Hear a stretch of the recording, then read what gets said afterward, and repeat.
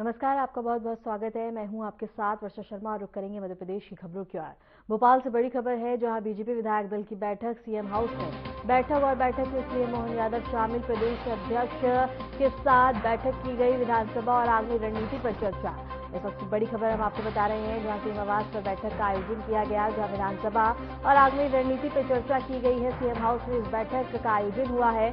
भोपाल से बड़ी खबर हम आपको बता रहे हैं, जहां बीजेपी विधायक दल की बैठक आयोजित की गई। सीएम हाउस में बैठक की गई है। बैठक में सीएम मोहन यादव शामिल हुआ और इसके साथ ही प्रदेश अध्यक्ष के साथ इस बैठक को आयोजित किया गया है। विधानसभा और आगामी रणनीति पे चर्चा की गई है। इस वक्त बड़ी खबर हम आपको बता रहे हैं, जहां सीएम मोहन यादव बैठक में शामिल हुए हैं। सीएम आवास पे ये बैठक हुई है।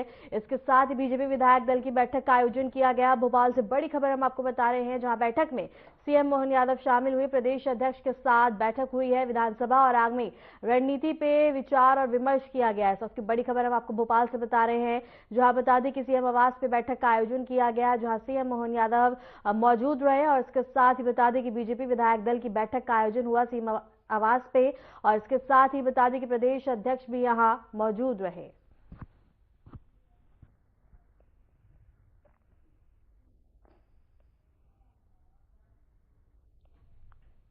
भोपाल के बड़े तालाब पर अब पर्यटक और शहरवासी सिर्फ शिकारा राइड का आनंद नहीं, बल्कि पानी के बीच खरीदारी का अनुभव भी ले सकेंगे।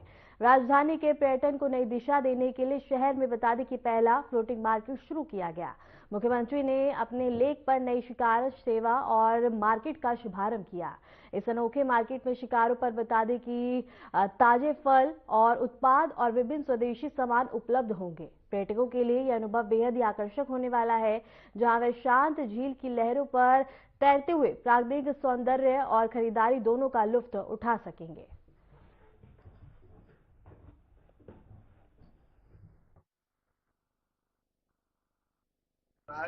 ऐसे में भोपाल का बड़ा तालाब, हमारी भोपाल की प्रदेश की सबसे बड़ी झील, ये डल झील की तरह शिकारों के साथ पर्यटन के एक नए केंद्र के रूप में विकसित होने के लिए आज शुरुआत हुई है। 20 से ज्यादा शिकारे, जिसमें जो कश्मीर के अंदर एहसास कराते शीतकाल में ये अद्भुत सौगात हेमंत ऋतु में भोपाल के माध्यम से प्रारंभ हुई है। ये हमारे अपने भोपाल से पर्यटकों के लिए एक नया केंद्र डेवलप हो रहा है। यद्यपि टाइगर अभयारण्य के नाते से भोपाल को गत वर्ष की बड़ी सौगात मिली थी, ये सिलसिला लगातार जारी रहेगा। माननीय विधानसभा अध्यक्ष श्रीमान नरेंद्र सिंह तोमर जी, नेता मोहम्मद सिंगार जी, विधानसभा अध्यक्ष हरियाणा श्रीमान कान्याल जी, और सभी माननीय मंत्रीगण, पर्यटन विकास मंत्री माननीय धर्मेंद्र सिंह लोधी जी, आज चीता दिवस भी है। चीता मध्य प्रदेश की धरती से पुनर्स्थापित करने का यशस्वी प्रधानमंत्री ने 2022 में उसको प्रारंभ किया था। हमें गर्व है कि 2 साल के अंदर आज चीतों की आबादी डबल हुई है और बोत्सवाना से भी चीते आने वाले हैं। हमारा पालनपुर कुओं से बढ़ते हुए अब गांधी सागर अभयारण्य भी चीतों का स्थापन करने का एक नया केंद्र बना है, और तीसरा केंद्र नवोदय भी हमारा उस दिशा में पहुंच रहा है। पूरे देश के साथ एशिया का सबसे महत्व का केंद्र मध्य प्रदेश हो गया है, जहां इस राज्य के अंदर देश में चीतों से लोग सीधे जंगल में अपनी खुली आंखों से खुले जंगल में देख सकेंगे। मेरी अपनी ओर से पर्यटकों की दृष्टि से खासकर कितना अच्छा लगता है, जो शिकारों के अंदर सब्जियां मिल रही है, मरगनैनी के कपड़े मिल रहे हैं, अलग अलग प्रकार के हस्तशिल्प के उत्पाद बेचने के लिए 200 से ज्यादा हमारे माझी समाज के लोगों को रोजगार का ये केंद्र बना है। पर्यटन के केंद्र के साथ साथ इस प्रकार की गतिविधि चलाने से सरकार की जीवंतता भी दिखाई देती है और उत्साहवर्धन भी होता है, और नैसर्गिक सौंदर्य का ये अद्भुत केंद्र है। मेरी अपनी ओर से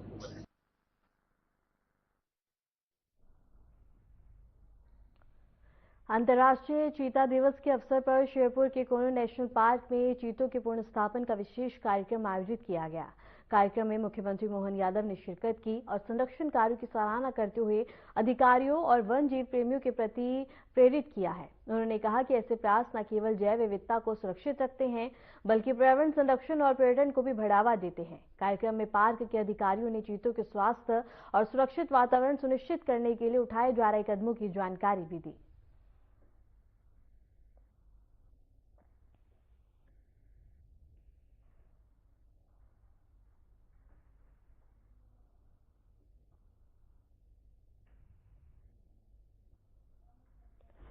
और इसके साथ ही बता दें कि विविधता और पर्यावरण संरक्षण पर जोर दिया गया, जहां बता दें कि चीता पुनर्स्थापना को प्रोत्साहन किया गया है। और इसके साथ ही बता दें कि नेशनल पार्क में चीतों के पुनर्स्थापना, जहां बता दें कि संरक्षण पर जोर दिया गया।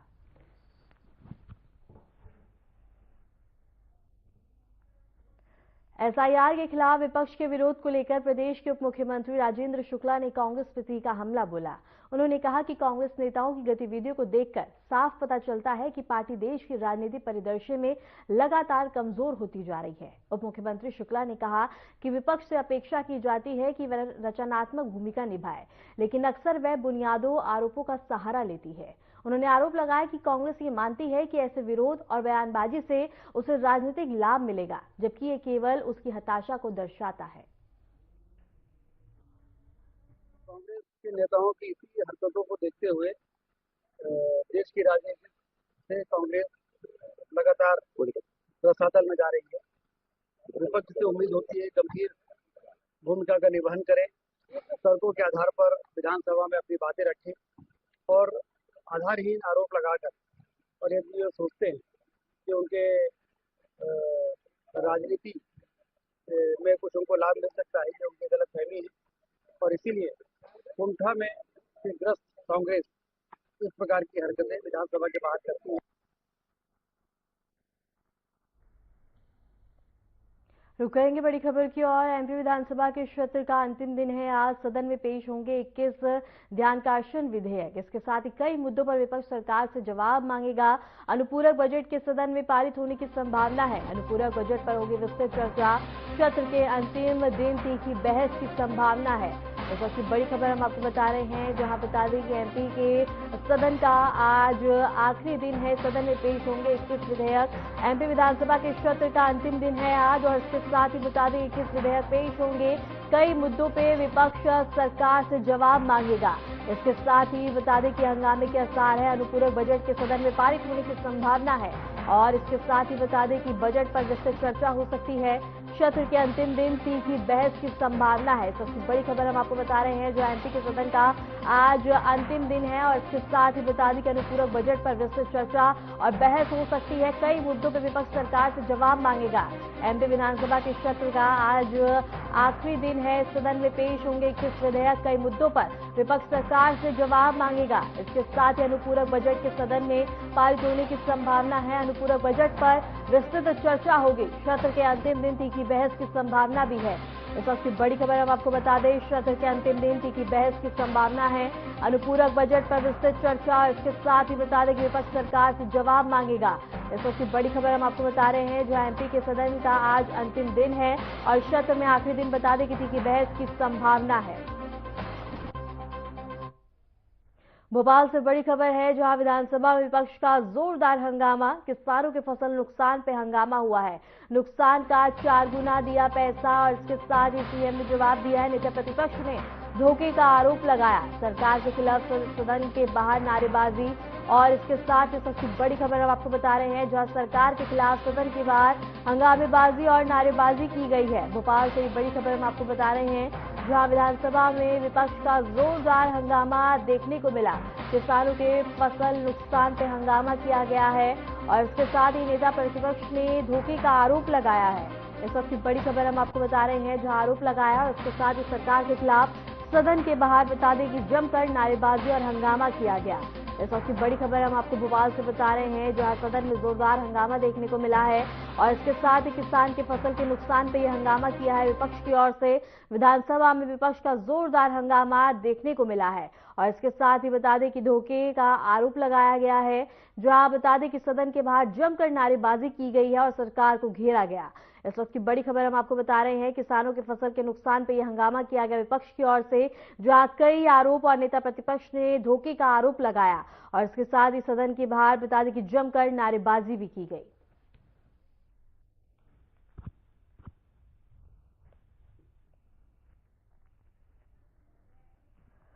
और इस वक्त की बड़ी खबर हम आपको बता रहे हैं, जहां सदन के बाहर जमकर नारेबाजी की गई। सरकार के खिलाफ सदन के बाहर नारेबाजी और हंगामा देखने को मिला। नेता प्रतिपक्ष ने धोखे का आरोप लगाया है। नुकसान का 4 गुना पैसा।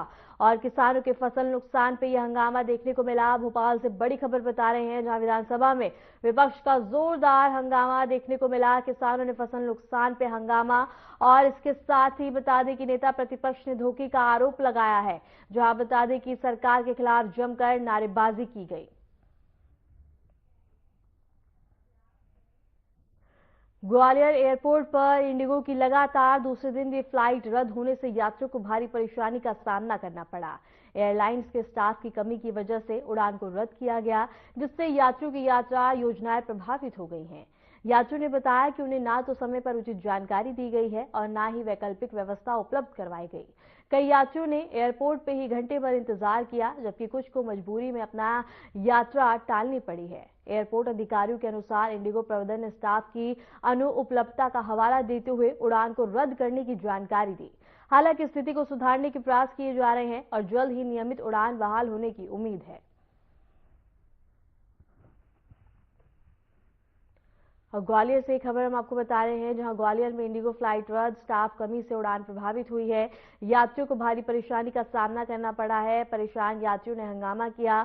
जल्द उड़ान बहाली की उम्मीद अब जताई जा रही है। और इसके साथ ही बता दें कि ग्वालियर में इंडिगो की यात्रा और इसके साथ ही बता दें कि फ्लाइट रद्द की गई है, जिसके चलते यात्रियों को काफी ज्यादा परेशानी का सामना करना पड़ा और अपनी यात्रा को टालना पड़ा है।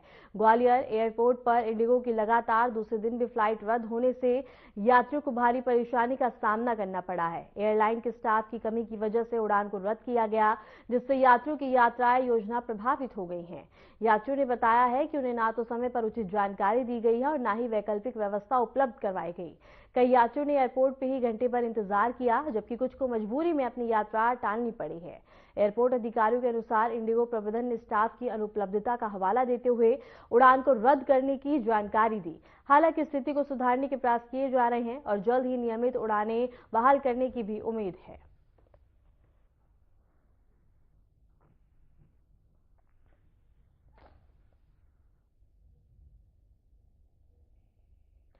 एमपी में सर्दी का सितम लगातार जारी है। ग्वालियर समेत 9 शहरों में तापमान गिरा है। पहाड़ों में बर्फबारी से बारिश के आसार है।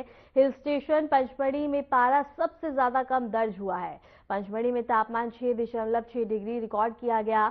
और इसके साथ ही बता दें कि ग्वालियर और इसके हिल स्टेशन पंचमढ़ी में पारा सबसे ज्यादा कम और पंचमढ़ी में तापमान रिकॉर्ड किया गया है। पहाड़ों में बर्फबारी से बारिश के आसार हैं और इसके साथ ही ग्वालियर समेत 9 शहरों में तापमान गिरा है। एमपी में सर्दी का सितम जारी है। लोग अलाव जलाते हुए नजर आ रहे हैं और इसके साथ ही ग्वालियर समेत 9 शहरों में गिरा तापमान। पहाड़ों में बर्फबारी से बारिश के आसार सबसे ज्यादा बढ़ गए हैं। हिल स्टेशन पंचमढ़ी में बता दें कि पारा सबसे कम, पंचमढ़ी में तापमान 6.6 डिग्री रिकॉर्ड किया गया है।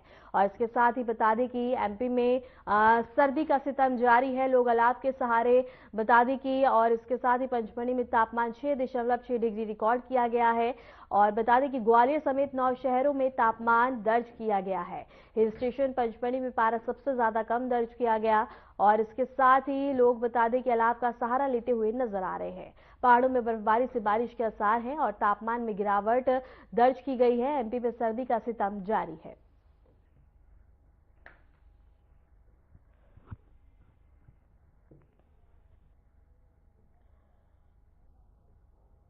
पौष कृष्ण पक्ष के शुभ अवसर पर महाकालेश्वर मंदिर में भक्तों का हुजूम देखने को मिला।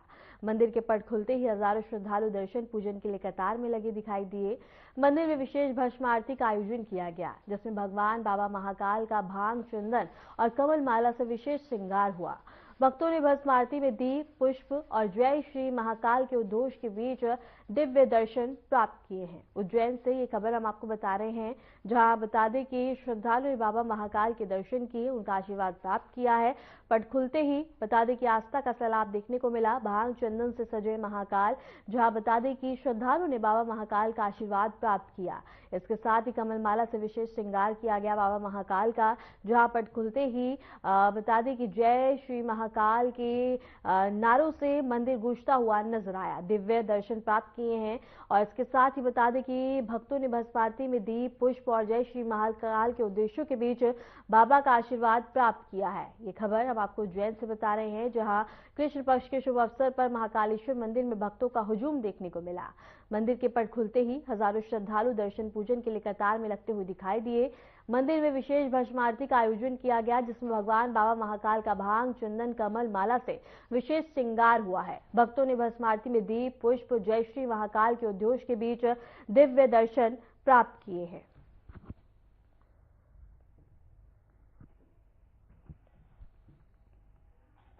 और बता दें कि भांग चंदन से बाबा महाकाल सजते हुए नजर आए हैं, जहां बाबा महाकाल का श्रद्धालुओं ने आशीर्वाद प्राप्त किया। और पट खुलते ही बता दें कि आस्था का सैलाब मंदिर में देखने को मिला। और इसके साथ ही बता दें कि भांग चंदन से बाबा महाकाल सजते हुए नजर आए।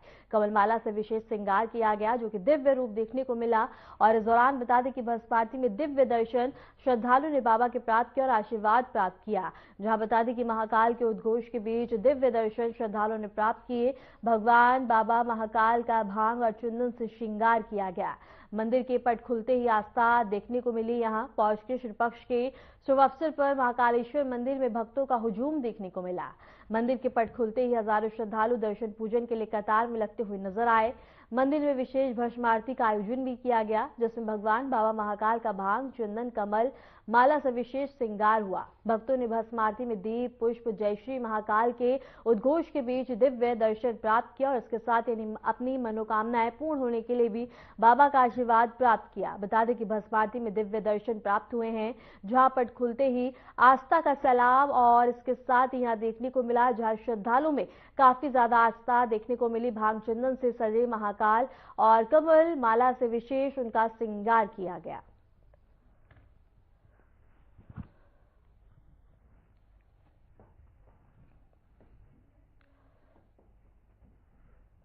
फिलहाल के लिए मध्य प्रदेश की खबरों में इतना ही। नमस्कार।